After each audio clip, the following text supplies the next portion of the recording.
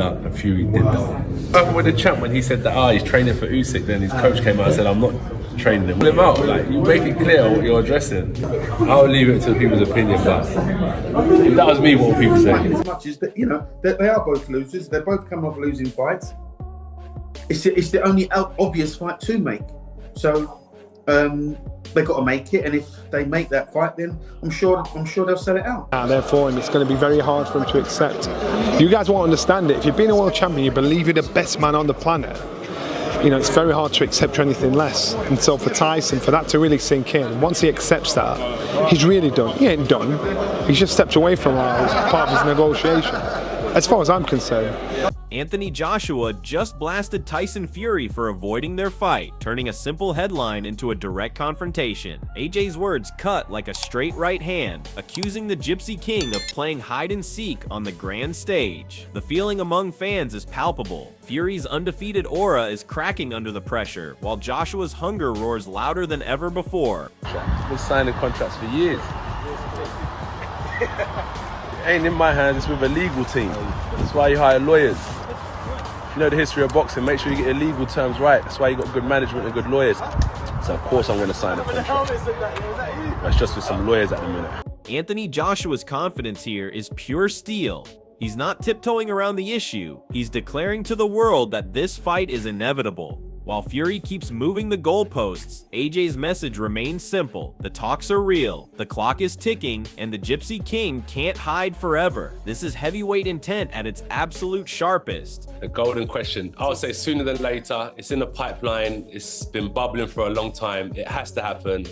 We're with you guys. We're talking about it. It's definitely going to happen soon. Joshua's declaration has left fans buzzing, shifting the focus from talk to tangible action. Tyson Fury's tone drips with bravado when he says he wants the Joshua fight, but fans are no longer buying the act. While AJ's name sells headlines, it's Joshua who is actively pressing for confirmed dates, while Fury keeps dangling vague promises. This is classic mind game theater from the Gypsy King. Because I need that Joshua fight.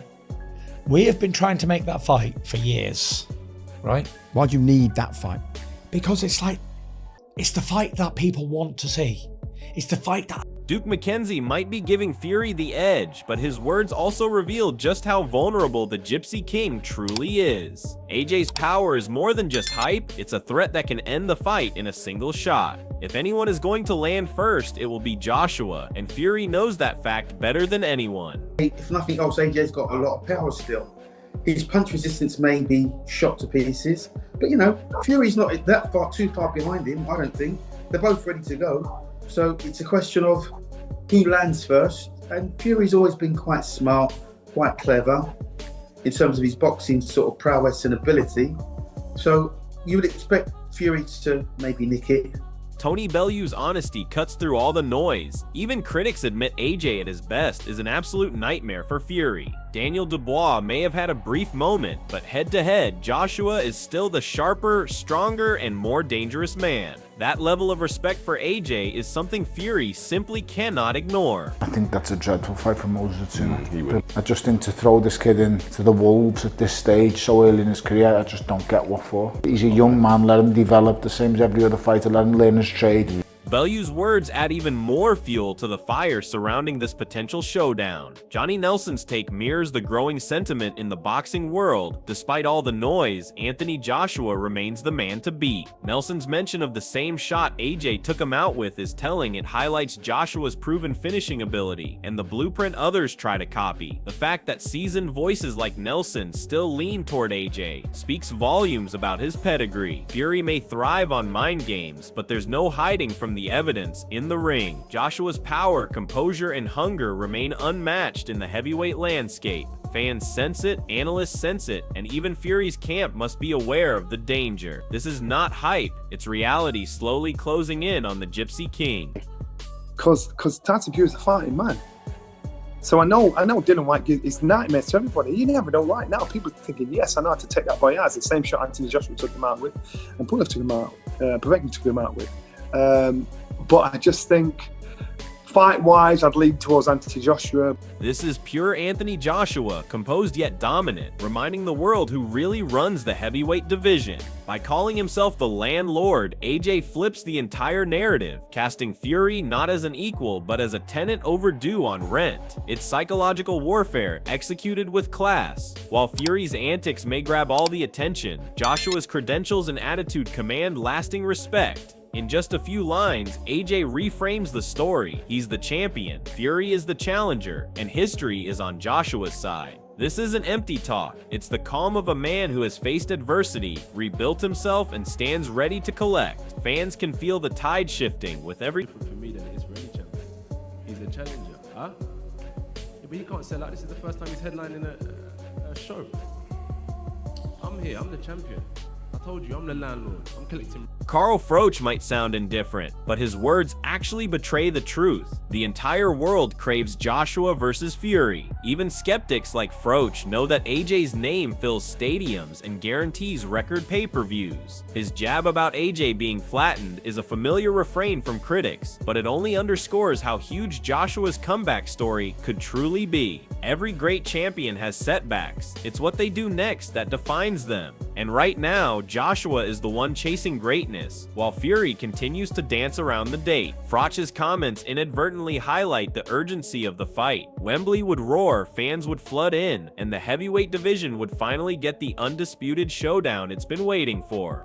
If he fights Anthony Joshua, that will be the one that people want to see. That will probably still fill Wembley, but as a boxing purist and as a lover of the sport, am I that bothered if Tyson Fury never steps in the ring with Anthony Joshua? I'll be honest, no. AJ's been flattened.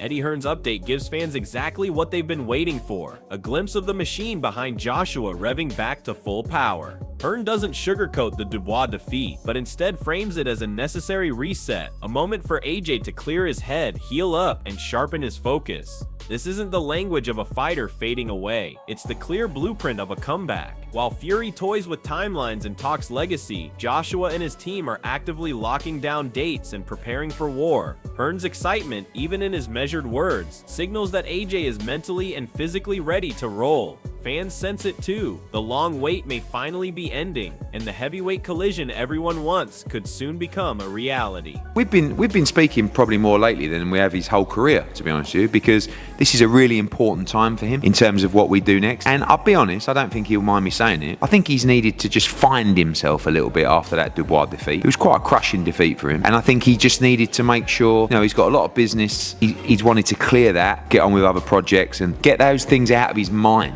before he returns. Obviously he had the operation as well, he had the injury, and he's done that now. He's ready to start going back into camp, and now I will probably have a trip in the next couple of weeks to see him, and we'll look to lock in that date of January, February, and who it will be. So hopefully soon I'll be able to give you guys some actual news rather than saying update soon. And he's pumped to return, and Adam Smith's words strike a chord with every boxing fan who has followed Anthony Joshua's rise. He's watched AJ go from Olympic hero to global champion and now into the second act of his career, where legacy looms larger than belts. Smith isn't just giving polite praise, he's affirming that the fire still burns and that Joshua isn't about to fade quietly into the background like so many ex-champions. Instead, he frames this Fury fight as the favorite, a moment too big to ignore and too essential to skip. This reflects not just fan demand, but the industry's understanding that this is the fight that will define an era. It's telling that Smith speaks about AJ with a sense of inevitability while Fury remains a question mark.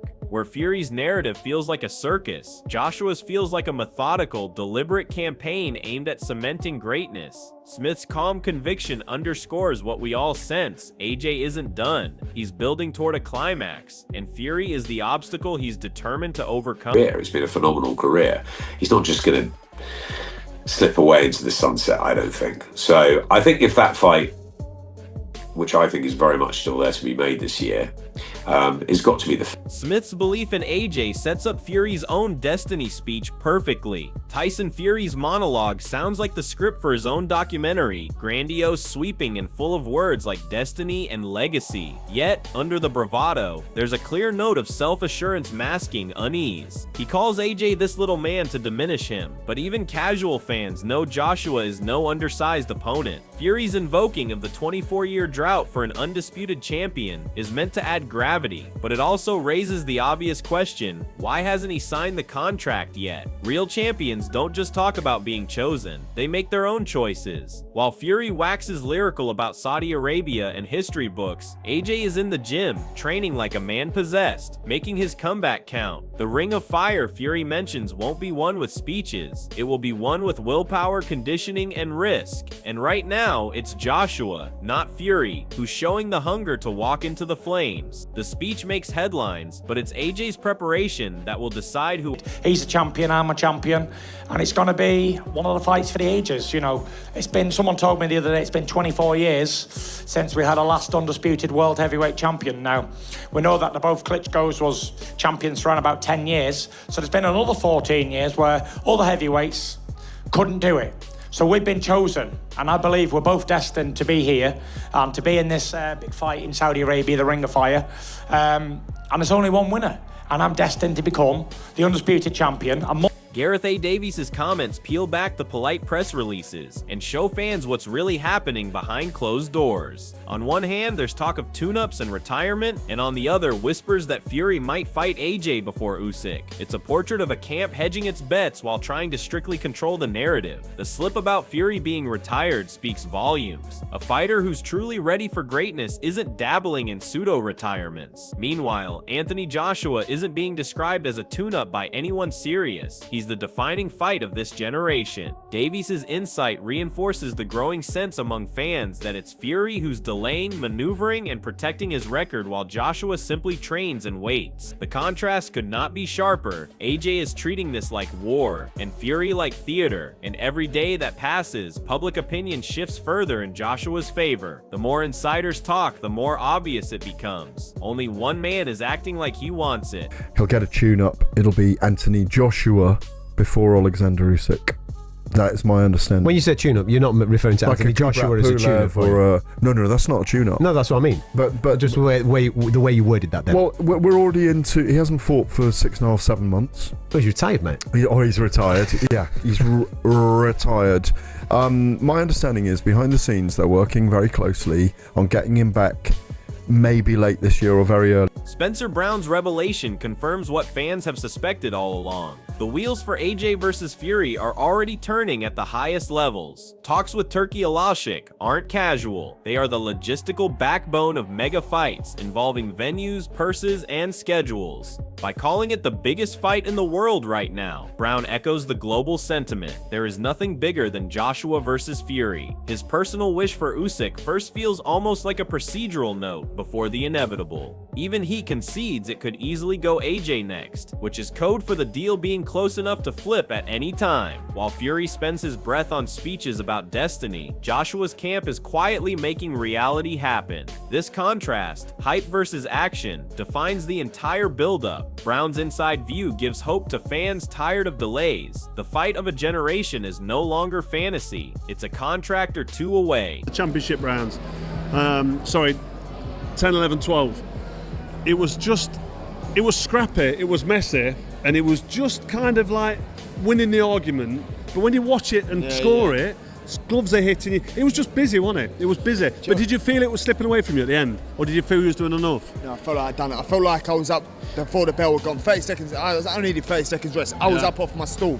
This isn't just another heavyweight clash, it's the fight that will define an entire era. If Anthony Joshua wins, he doesn't merely reclaim his throne, he cements himself as the man who conquered every challenge and silenced every doubt. If Tyson Fury shocks the world, he writes his name alongside the sport's greatest showmen and showrunners. The stage is perfectly set, the stakes couldn't be higher, and history is waiting. Who is mentally stronger? Who truly wants it more? Are you backing Anthony Joshua's redemption story? Or is Fury ready to steal the crown? Drop your predictions below and join the debate.